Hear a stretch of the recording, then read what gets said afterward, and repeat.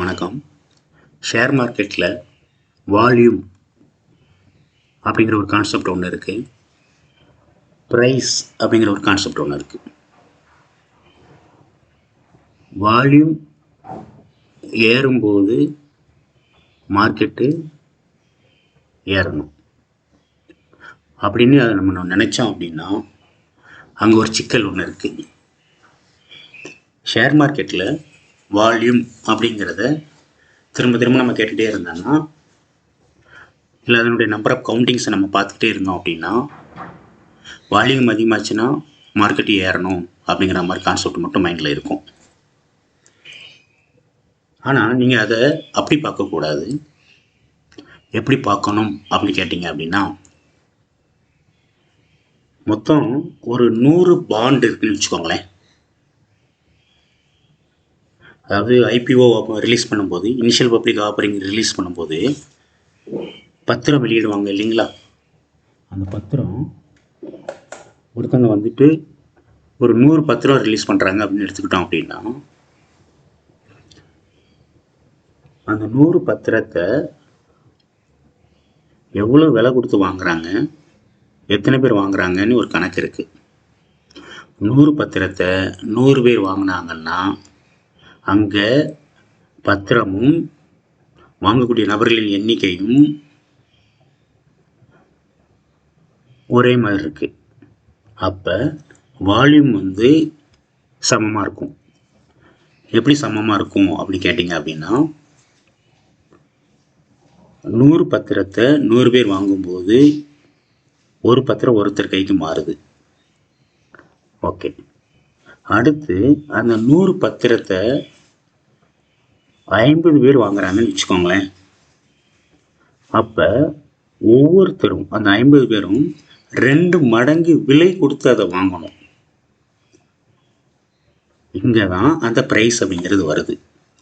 100 பேர் வாங்கினாங்கன்னா ஆளுக்கு ₹1, 50 பேர் வாங்கினாங்கன்னா ₹2. அப்படி இன்னும் கொஞ்சம் வரும். அதே இது 25 பேர் வாங்குறாங்க அப்படின்னா ஒரு பத்திரத்துக்கு அந்த 100ம் சேல் ஆகணும், 100 பத்திரமும் சேல் ஆகணும்னா ஒவ்வொருத்தரும் ₹4 கொடுத்தா தான் 25 பத்திரம் 25 பேருக்கு, 100 பத்திரமும் 25 பேருக்கு கைமாறுது. அப்படிங்கிறப்ப அங்கே விலையும் அதிகமாகுது. 100 பேர் வாங்குறப்ப ₹1 கொடுத்தா போதும், 50 பேர் வாங்குறப்ப ₹2 கொடுத்தா போதும். ஆனால் 25 பேர் வாங்கும்போது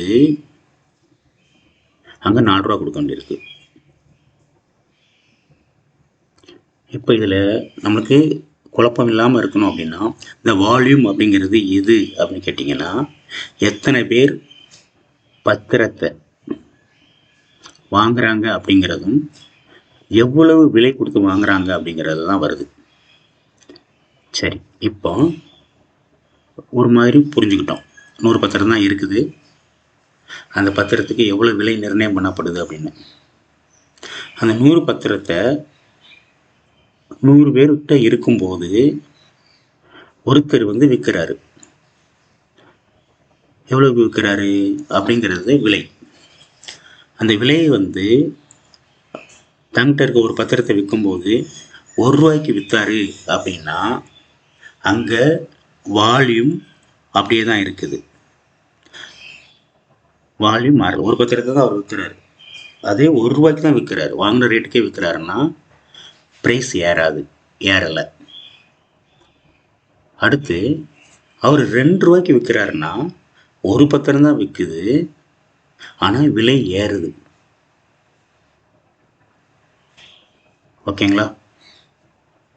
அடுத்து அந்த ஒரே ஒரு பத்திரம் தான் விற்கிறாரு, அந்த பங்கு பத்திரத்தை. ஆனால் வாங்கினதை விட ₹10 விற்கிறாருன்னு வச்சுக்கோங்களேன். அப்பவும் அங்கே விலை ஏறுது. அடுத்து ₹100 விற்கிறாரு அப்படின்னா அங்கேயும் அப்பவும் விலை ஏறுது. ஆக இந்த வால்யூம் அப்படிங்கிறது பத்திரம் அப்படிங்கிறது மனசில் உள்வாங்கிக்கோங்க. ப்ரைஸ் அப்படிங்கிறது விலைன்னு வச்சுக்கோங்க. அப்போ பத்திரம் ஒன்று விலை ஏறிக்கிட்டே போகுது. சரி, இது அப்படி திரும்ப வேற மாதிரி ஒன்று வரும். ஒரு 100 பத்திரம் ஒருத்தர்கிட்ட தான் இருக்குது. அந்த 100 பத்திரத்தையும் அவர் விற்க போறாரு.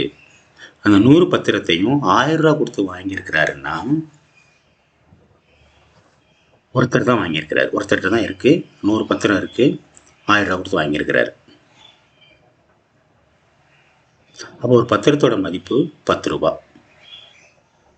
அந்த 100 பத்திரத்தையும் அவருக்கு பணம் வேணும் அப்படின்னு ஒரு எமர்ஜென்சி வரும்போது என்ன பண்றாரு, 100ஐயுமே விற்கிறாரு. எவ்வளவு விற்கிறாரு? 1000 ரூபாய்க்கு பதிலா 500 ரூபாய்க்கு விற்கிறாரு. பிரைஸ் இறங்குது, பத்திரம் அதே பத்திரம் தான், அவருக்கு நஷ்டம்.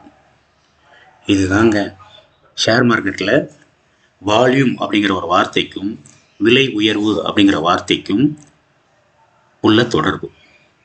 இங்கே வால்யூம் அப்படின்னு ஒன்று நம்ம வேற வேற மாதிரி நினச்சிக்கிட்டு நிறைய இடங்களில் கன்ஃபியூஸ் ஆகிறோம். பொதுவாக வந்துட்டு வால்யூம் அப்படிங்கிறத நீங்கள் புரிஞ்சுக்கணும் அப்படின்னா, வால்யூம் அப்படிங்கிற டூலை யூஸ் பண்ணாமல் ட்ரேடிங் வியூவில் இன்னொரு டூல் இருக்குது. அதனுடைய பேர் தான் வால்யூம் டெல்டா. அந்த வால்யூம் டெல்டாங்கிறது தான் இது. அதாவது இங்கே விற்பவர்களுடைய எண்ணிக்கை அதிகம், ஆனால் விலை கம்மியான விலைக்கு விற்றுருக்குறாங்க. இங்கே வாங்கக்கூடிய எண்ணிக்கை அதிகம், நல்ல விலை கொடுத்து வாங்கியிருக்காங்க. இங்கே மேலே கிரீனாக இருக்கிறது எல்லாமே வாங்கக்கூடிய விலை.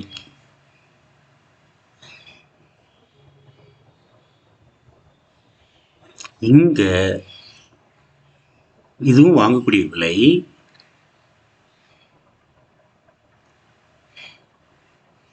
தொடர்ந்து இது வாங்கக்கூடிய விலை அதிகமாகிட்டே போனால் இந்த இடத்துக்கும் கம்பேர் பண்ணால் மார்க்கெட்டு ப்ரைஸ் ஏறும்போது வால்யூமும் கலர் க்ரீனாக இருந்து ப்ரைஸும் ஏறிட்டே போனால் மட்டும்தான் மார்க்கெட் மேலே போகும். ஸோ ஒரு வால்யூம் லென்த் அதிகமாக இருக்குது அப்படின்னா, இப்போ இந்த இடத்துல நான் இன்னொரு இண்டிகேட்டர் கொண்டு வரேன் பாருங்கள்.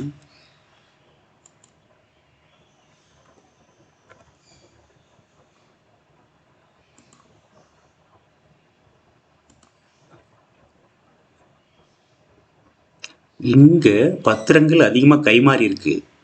ஆனால் எப்படி கைமாறி இருக்கு? 1000 ரூபாய்க்கு வாங்கினதை 500 ரூபாய்க்கு கொடுத்துருக்குறாங்க. இங்கேயும் பத்திரங்கள் கைமாறி இருக்கு. எப்படி கைமாறி இருக்கு? 500 ரூபாய்க்கு வாங்கினதை 600க்கோ 700க்கோ 800க்கோ விற்கிறாங்க. ஸோ இதை வச்சு உங்களால், இந்த வால்யூம் அப்படிங்கிறத வச்சு உங்களால் முழு அளவில் ப்ரெடிக்ட் பண்ண முடியாது. ஆனால் இந்த டெல்டா அப்படிங்கிறத வச்சு பார்க்கும்போது பத்திரங்கள் கைமாறுறதும் கைக்கு வருவோம். விலை அதிகமாக கொடுத்து கைமாறுதா, விலை கம்மியாக கொடுத்து கைமாறுதா அப்படிங்கிறது உங்களுக்கு தெரிய வரும். ஸோ ஷேர் மார்க்கெட்டில் ட்ரேட் பண்ணணும்னு வரும்போது நம்ம கவனிக்க வேண்டிய விஷயம் என்ன அப்படின்னா, வால்யூம் அப்படிங்கிறது பத்திரம். ஒரு பத்திரத்துக்கு எவ்வளோ கொடுக்குறாங்க, பணம் வாங்குறாங்க, அதாவது ஒருத்தர் வாங்கின விலையை விட அதிகமாக விற்கிறாரா கம்மியாக விற்கிறாரா அப்படிங்கிறத சொல்கிறது டெல்டா. ஸோ இனிமேல் வரக்கூடிய காலகட்டங்களில் இந்த வால்யூம் பற்றி உங்களுக்கு குழப்பம் தீரணும் அப்படின்னா டெல்டா பார்த்து அதில் விற்பனை ஆகக்கூடியதை வச்சு தான் நம்ம முடிவு பண்ண முடியும். இப்போ இதே மாதிரி இது 1 மினிட் டைம் ஃப்ரேமு. இந்த இடத்துல 1 2 3 4 பேர் 4 பத்திரத்தை கைமாற்றியிருக்கிறாங்க. ஆனால் அதிக விலை கொடுத்து கைமாற்றிருக்கிறாங்க. அடுத்து ஒரு இடத்துல ஒரு கைமாறுதல் நடக்குது. இந்த 4 பேரும் அந்த லாபத்தை புக் பண்ணுறதுக்காக விற்றுடுறாங்க. இப்போ விற்கும்போது என்ன நடக்குது? இந்த இடத்துல அதிக விலைக்கு கைமாறுது, இந்த இடத்துல அதை சேல் பண்ணுறாங்க. இதில் இன்னொரு விஷயமும் இருக்குது. என்னன்னு கேட்டிங்கன்னா, இந்த வித்தவர் எந்த இடத்துல வாங்கினாரு அப்படிங்கிறதுக்கு கணக்கு கிடையாது. ஒரு பத்திரம் கைமாறுது, அவ்வளோதான். என்ன விலைக்கு வாங்கி என்ன விலைக்கு விற்கிறாருங்கிறது இதில் தெரியாது. அடுத்து மறுபடியும் இன்னொரு பத்திரம் கை மாறுது, அதிக விலைக்கு கை மாறுது. மறுபடியும் ஒரு பத்திரம் கை மாறுது, குறைஞ்ச விலைக்கு கை மாறுது. சேல் பண்ணுறாங்க, விற்கிறாங்க. அடுத்த பத்திரம் கை மாறுது, விலை அதிகமாகுது. அடுத்த பத்திரம் கை மாறுது, விலை அதிகமாகுது. இந்த இடத்துல அடுத்த பத்திரம் கை மாறுது, விலை அதிக விலை கொடுத்து பத்திரங்கள் கை மாறுது. இந்த இடத்துல இருக்கிறத சேல் பண்ணுறாங்க. ஆனால் இவங்க சேல் பண்ணுறாங்கங்கிற கணக்கு வருது தவிர என்ன விலைக்கு வாங்கி என்ன விலைக்கு விற்கிறாங்கங்கிறது வராது. ஓகே, இது மொத்தமாக சந்தையில் விற்கிற கதை தான். மார்க்கெட்டு தானே, சந்தை தானே. ஓகே, மறுபடியும் இந்த இடத்துல பத்திரம் கை மாறுது, அதிக விலைக்கு கை மாறுது. இந்த இடத்துல பத்திரம் கை மாறுது, அதிக விலைக்கு கை மாறுது. இந்த இடத்துல பத்திரம் கை மாறுது, நிறைய பத்திரம் கை மாறுது. ஆனால் விலை குறைத்து கை மாறுது. அதனால தான் இங்கே வால்யூம் அதிகமாக இருக்குது. ஆனால் எப்படி கை மாறுது? வாங்கினதை விற்கிறாங்க. இந்த விற்கிறவங்க லாபத்தோடு விற்கிறாங்களா நஷ்டத்தோடு விற்கிறாங்களாங்கிறத விட எந்த இடத்துல வாங்கினாங்கங்கிறது தெரியாததுனால நம்மளால் கண்டுபிடிக்க முடியாது. ஆனால் மொத்தத்தில் விற்கப்படுது, வால்யூம் அதிகமாகுது. அதிகமே விற்கும்போது விலை குறையும். இங்கே மறுபடியும் வாங்கப்படுது, இங்கே விற்கப்படுது. இது பத்திரங்களுடைய எண்ணிக்கை. இங்கே அதிக கொடுத்து வாங்குறாங்க, கம்மியான விலைக்கு விற்கிறாங்க. அந்த கம்மியான விலைன்றதை விட கரண்ட் ப்ரைஸ், அதாவது இந்த இடத்த விட இதில் அதிகம் வாங்கியிருக்கிறாங்க, இந்த இடத்த விட இதில் விற்றுருக்குறாங்க. இப்படித்தான் எடுத்துக்கணுமே தவிர இவங்க எவ்வளவுக்கு வாங்கிட்டு எவ்வளோக்கு விற்கிறாங்கங்கிற விவரம் இதில் வராது. ஓகே ஃப்ரெண்ட்ஸ், ஷேர் மார்க்கெட்டில் நிறைய விஷயங்கள் இருக்குது. இந்த வால்யூம் பற்றி நீங்கள் இது வரைக்கும் எத்தனையோ வீடியோக்கள் பார்த்துருப்பீங்க. ஆனால் வால்யூமையும் டெல்டாவையும், அதாவது வால்யூம் டெல்டாங்கிற விஷயத்தையும் கம்பேர் பண்ணால் தான் உங்களுக்கு மார்க்கெட்டில் வால்யூம் அப்படிங்கிறதுக்கு உண்மையான பொருள் விளங்கும். அதாவது பத்திரங்களுடைய எண்ணிக்கை, அதை விற்கக்கூடிய முறை, அதிக விலைக்கு விற்கிறாங்களா கம்மி விலைக்கு விற்கிறாங்களா அப்படிங்கிறத தான் வால்யூம் அண்ட் ப்ரைஸ் அப்படிங்கிறத பற்றி புரிஞ்சுக்க முடியும். இது உங்களுக்கு ஓரளவுக்கு நல்லாவே புரிஞ்சிருக்குன்னு நினைக்கிறேன். ஏன்னா இது வரைக்கும் எத்தனை வீடியோ பார்த்துருந்தாலும் வால்யூம்னு சொல்லியிருப்பாங்க. ஆனால் இந்த டெல்டாங்கிற விஷயத்தை வச்சு புரிய வைக்கும்போது மட்டும்தான் புரியும். வால்யூம்ங்கிறது பத்திரத்தோட எண்ணிக்கை. விலை உயர்வாகும் போதும் விலை குறையும் போதும் அது கலர் மாறும். விலை அதிகமாகும் போது கலர் மாறும், விலை குறையும் போதும் கலர் மாறும். அதாவது விற்கிறாங்க அப்படிங்கிறது தான் இந்த வால்யூம். ஆனால் லாபத்துக்கு விற்கிறாங்கன்னா அது கிரீன், நஷ்டத்துக்கு விற்கிறாங்கன்னா அது ரெட்டு. இந்த டிஃப்ரென்ஷியேஷன் தான். அப்போ லாபம் அப்படிங்கிறது விலை உயருது அப்படின்னு அர்த்தம். ₹1 தான் ₹2 கொடுத்து வாங்குறாங்க. அந்த ₹2 வந்த பிறகு இல்லை, இதில் வேறு மாதிரி கூட சொல்லலாம். இந்த இடத்துல 23,231 பத்திரங்கள் கை மாறுது. எப்படி கை மாறுது? 23,228ங்கிறத அப்படியே அதிகப்படுத்திகிட்டே போகிறாங்க. 234, 242, 256, 263. இப்போ அடுத்து அதே பத்திரம் கை மாறுது. ஆனால் எப்படி கை மாறுது? 266லிருந்து 258க்கு. ஓகே, ஆனால் இந்த 266லேருந்து 258க்கு விற்கிறாங்கல்ல, இந்த இதில் பத்திரம் கை மாறுதே தவிர இவங்க எந்த விலையில் வாங்கினாங்கிறது இங்கே கணக்கு இல்லை. உங்ககிட்டே ஒன்று இருக்குது, நீங்கள் எந்த இடத்துல வாங்கி, அதாவது 23,262 இருக்கும்போது விற்கிறீங்க.